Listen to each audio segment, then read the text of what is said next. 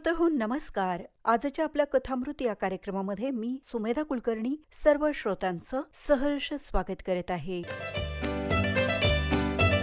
श्रोतेहो, आजच्या आपल्या कथामृत या कार्यक्रमाच्या माध्यमातून आपण अनुवंश ही साहित्यिका अश्विनी निवर्गी लिखित कथा ऐकणार आहोत.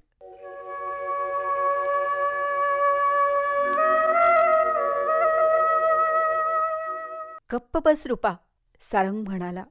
मला घटस्फोट हवाय. तुझ्यात दोष आहे, त्याला मी काय करू? मला मूल हवंय, माझं स्वतःचं. रूपा रडतच म्हणाली, अरे पण मी आई होऊ शकत नाही, यात माझा काय दोष? मला पण खूप वाईट वाटतंय ना, आणि तू घटस्फोट मागून माझ्या दुःखावर टाकण्या का देतो आहेस? आई, बाबा, बघा ना, हा कसा बोलतोय माझ्याशी. रूपाचा आवाज ऐकून तिचे सासू सासरे, अर्थातच निर्मलाबाई आणि विश्वासराव बाहेर हॉलमध्ये आले. सारंग पाय आपटत रागात त्याच्या रूममध्ये निघून गेला. रूपा निर्मलाबाईंच्या गळ्यात पडून रडू लागली. बँकेचे मॅनेजर असलेले विश्वासराव नुकतेच रिटायर्ड झाले होते. त्यांना सुरेख साथ देणारी निर्मळ मनाची पत्नी लाभली होती. त्यांचा एकुलता एक मुलगा सारंग नामांकित कंपनीत काम करत होता. अतिशय देखणा, रुबाबदार व्यक्तिमत्व असलेला सारंग आई वडिलांचा अतिशय लाडका होता. रूपा माप ओलांडून घरी आली. तिनंही स्वकष्टानं सासू सासऱ्यांची मनं जिंकली.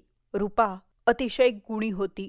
त्यांच्या लग्नाला आता 3 वर्ष होत आली, पण पाळणा काही हलला नाही आणि त्यासाठी डॉक्टरांकडे उपचारही सुरू होते. पण रूपामध्ये दोष आहे हे कळाल्यापासून सारंग आता खूप बदलला होता. घटस्फोट दे म्हणून तिच्या मागेच लागला होता. घरात रोज भांडण व्हायला लागली होती आणि त्या दिवसाचंही चित्रण अगदी असंच काहीसं होतं.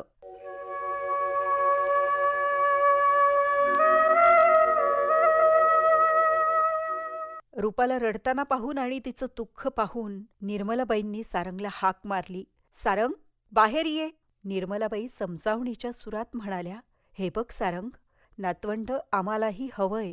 आपण सगळे मिळून विचार करू. एखादं मूल अनाथाश्रमातून दत्तक घेऊ. इतकी गुणी बायको मिळाली आहे तुला. अरे हे घटस्फोटाचे खूळ डोक्यातून काढून टाक बरं. हे बघ, दोष तुझ्यात निघाला असता तर काय केलं असतं आपण? सारंग म्हणाला, हे बघ आई, मला तुला अजिबात दुखवायचं नाही, पण तू म्हणतेस ते मला मान्य नाही. अगं, अनाथ आश्रमातली मुलं बेवारशी असतात. आपले पाप लोक तिथे आणून टाकतात. कोणाचे घाणेरडे रक्त त्यांच्यात असेल, त्यांचे आई वडील कोण हेही ठाऊक नसतं. मला मूल हवंय, ते आपल्या रक्ताचं. आपलं रक्त, आपले जीन्स हेच महत्वाचे असतात. उगाच अनाथ आश्रमातून आई वडिलांचा पत्ता नसलेलं मूल उचलून आणायचं आणि पुढे चालून ते वाईटच निघणार. हे बघ आई, आपलं घराणं केवढ्या मोठ्या नावलौकिकाचं, आजोबांचं कर्तृत्व केवढं मोठं. बाबांनीही तोच वारसा पुढे चालवला आणि मीही तोच वारसा पुढे चालवतो आहे. आपल्या घराण्याचे सारे गुण माझ्यात आहेत. आपला हा अनुवंश असाच पुढे चालायला हवा. सारंग बोलत होता. विश्वासराव इतका वेळ शांतपणे हे सगळं ऐकत होते. ते म्हणाले, सारंग, रक्ताचा रंग सगळीकडे लालच असतो ना, आणि दत्तक घेण्यात काय वाईट आहे बरं? नुकतंच जन्मलेलं बाळ दत्तक घेऊया आपण. तुम्ही दोघंही त्याचे आईबाबा व्हाल. अरे माणुसकीच्या नात्याने तरी विचार कर. मुलांना अनुवंशानं आजार मिळतात. हिमोफिलिया, अस्थमा यासारखे अनेक. तिथे आपला नाईलाज असतो. पण अनुवंशापेक्षाही महत्वाची असते ती परिस्थिती. अरे राजाचा मुलगा उत्तम राजाच होतो असं नाही, तसंच गुन्हेगाराचा मुलगाही गुन्हेगारच होत नाही. ही मुलंही आपण जशी वाढवू तशी वाढतात. हे ओल्या मातीचे खडे असतात. ते आपण जसे घडवू ना, ते तसे तसे घडत जातात. हे ऐकून सारंग म्हणाला, बाबा प्लीज, माझा नाही विश्वास बघा यावर. मला तुमच्याशी अजिबात वाद घालायचा नाही. आता मात्र निर्मलाबाई थोड्या नाराजगीच्या स्वरात म्हणाल्या, सारंगला आज खरं काय आहे हे कळायलाच हवं.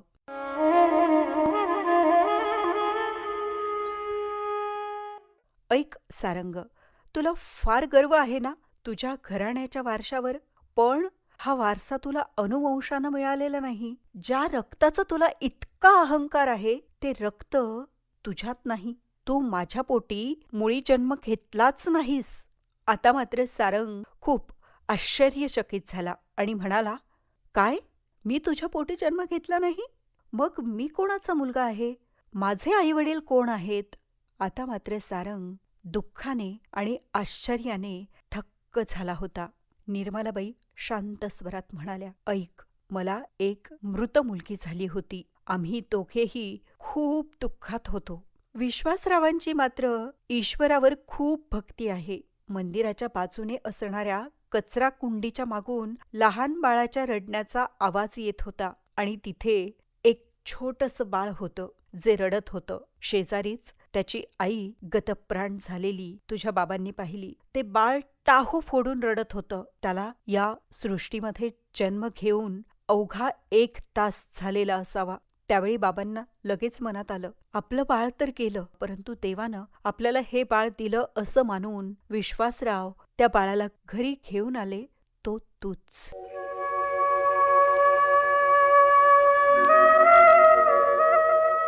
सारंग आता रडत होता. मी कोण? कुठचा? कुणाचा मुलगा? तुम्ही अगदी पोटच्या पोरासारखं मला वाढवलं. तुमचे उपकार कसे फेडू मी आता?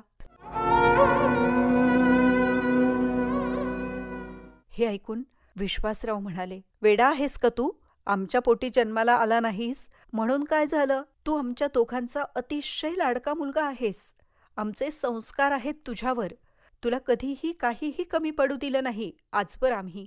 उपकार असं बोलून आम्हाला लाजवू नकोस. तुझ्या जन्माचं रहस्य आज उघड झालंय. तू हे सगळं विसरून जा.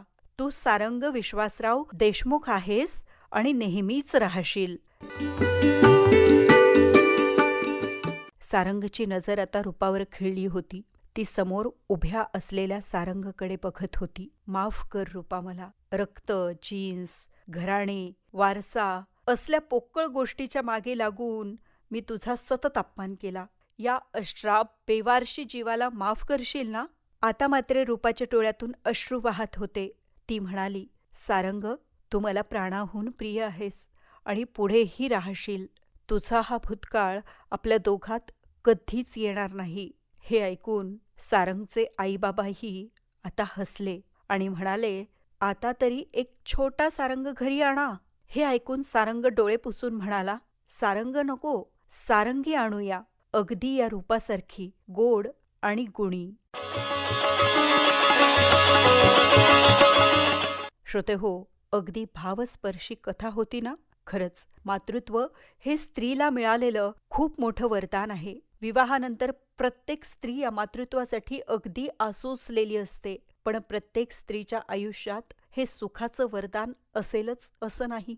काहींना या सुखापासून वंचितही राहावं लागतंच की. पण आजच्या काळाचा विचार केला तर या गोष्टीवर अनेक पर्याय उपलब्ध आहेत. टेस्ट ट्यूब बेबी, अनाथ बालक दत्तक घेणं असेल किंवा आपल्याच परिचयातील एखाद्या गरजू कुटुंबातील बाळाला दत्तक घेणं असेल, असे एक ना अनेक पर्याय आपणा सर्वांसमोर आहेत. एखाद्या स्त्रीला मूल होत नाही म्हणून तिचा अपमान करणं किंवा तिला तिच्या कुटुंबातील व्यक्तींनी घरातून बेदखल करणं हा पर्याय योग्य नाही. याचा विचार आज सर्वांनी करावयास हवा. पत्नी म्हणून ज्या स्त्रीवर एक नवरा नितांत प्रेम करत असतो, त्याच स्त्रीला मूल होणार नाही हे कळल्यानंतर त्याचं अचानक आपल्या पत्नीवरचं प्रेम नाहीसं होतं आणि तो स्वतःपासून तिला दूर करायलाही तयार होतो. ही बाबच मुळात अतिशय खेदजनक आहे असं मला वाटतं.